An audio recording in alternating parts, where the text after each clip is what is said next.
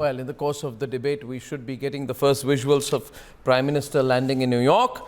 I'm delighted to welcome Ambassador Deepak Vora, Aarti Tikku Singh. Former Ambassador Deepak Vora, I must say, one of the most eloquent and pleasant faces on Indian foreign policy. Great to have you tonight. Big fan. Aarti Tikku Singh, founder and editor of The New Indian, runs a fantastic digital news publication. Saurabh Shukla, one-man army. He's in Washington today, editor-in-chief of newsmobile.in. We are working with Newsmobile. Thank you, Gaurav and Saurabh, and Gaurav Arya, consulting editor, strategic affairs. They'll all be with you as we take you through the trip. Hardeep Singh Kingra of the Congress Party from Chandigarh. Tanveer Ahmed is joining us from Bangalore. Saira Shah Halim, left-leaning writer and activist. Manaswi Thapar, also anti-BJP in his overall worldview. I thank you all for joining us. Now, Ambassador Vora, I did summarize how people are changing their line, and I like to see that, because if people change their line, it's good. We must not corner them too much, but why are they changing their line? What's your take? Thank you very much, sir. Thank you for letting me be on your amazing channel. And you, of course, are the living legend of Indian broadcasting. So it's a great honor for me.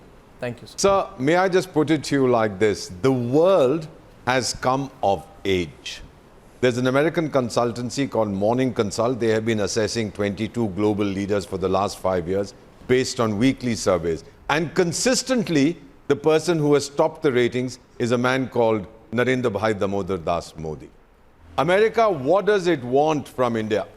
Three things, sir, what I call the TTD. First is trade and investment. Indian companies, about 200 of them, have invested close to $40 billion in the United States. US investment in India is about $45 billion.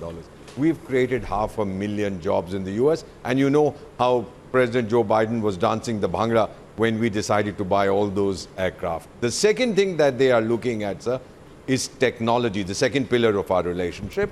Curse America, don't like it, like it. I've lived in that country, I've served there. In terms of technology, they are in certain sectors head and shoulders above anybody else.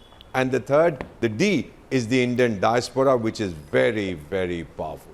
The technology, whether it's in artificial intelligence, it's in space, it's in climate change, whatever, India is the natural partner. Sir, people are talking of de-risking from China, decoupling, whatever.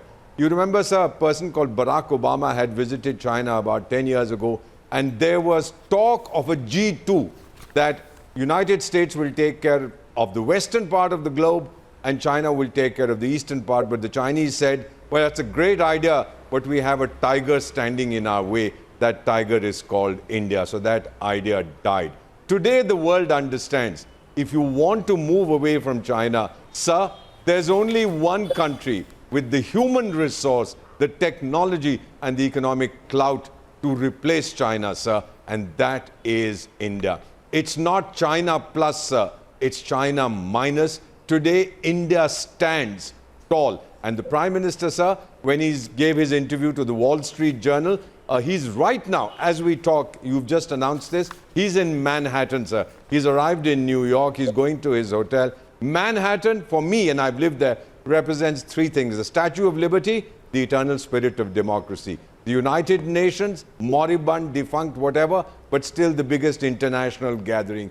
And the third thing that we see there is that tiny little street called Wall Street, which represents the financial muscle of the whole world. And India is going to be there, India is going to be honored. The world has come of age. India is ready to engage the world. The world is ready, sir, to engage India. I'm 72 years, I've been in diplomacy 50 years and counting. I've never seen India's reputation so high. Well, I tell you, you look at least 20 years younger. Now, Saurabh Shukla, I think I would say this, Saurabh. I think Ambassador Vora put it brilliantly out there. But I look at contrasts in terms of calendar years. I don't have as many years under the sun as Ambassador Vora, but 10 years back, Saurabh, you would remember, you're a leading diplomatic journalist, but you would remember that when Manmohan Singh was there for the UNG, I think 2012, 2013, the big headline was, and Aarti will remember this, Aarti, Manmohan Singh gets an audience with Obama. Obama will have a bilateral with Manmohan Singh as a corollary, as a sidestep. Oh my God, it's such a big deal. Manmohan will have a bilateral.